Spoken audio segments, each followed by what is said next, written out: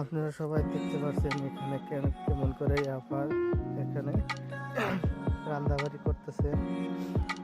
সমস্ত কিছু নিয়ে একসাথে করে আবার ফার্স্টে মেখে নিয়ে তারপরে মশলা টশলা আবার সব কিছু দিয়ে তারপরে রাঁধতেছে। দেখতেছেন আপনারা সবাই কত কিছু মিস করে রান্নার পরে পর আন্ডা দিয়ে পর বহুত কিছু মিশিয়ে তারপরে রাঁধতেছে। আবার দেখছেন আপনারা সবাই কেমনে করে বস্তুটা বানাচ্ছে দেখতে পাচ্ছেন। আপনারা শিখে নিতে পারবেন কি কি বস্তু দেয়।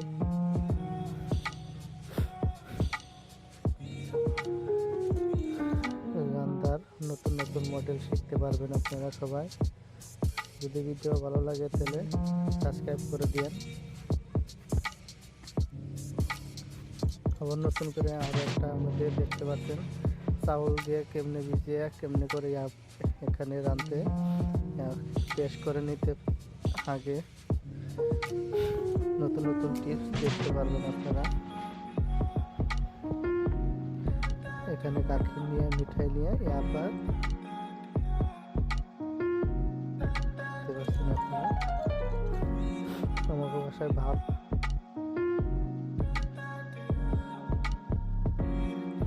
দেখতেছেন আপনারা সবাই। নতুন নতুন থেকে কেমনে কেমনে করে বানায়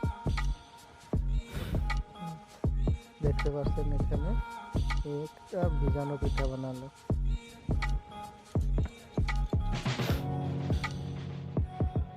বহুত সুস্বাদ। আর এখান থেকে দেখতে পাচ্ছেন কত বস্তু নিয়ে এখানে বাসন মেজে থেকে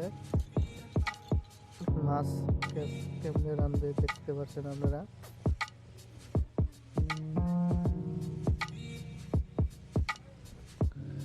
মাছ কেমনে করে ভাজার পরে আরো কত কত মশলা দিয়ে এখানে মিশিয়ে রাঁধবেন।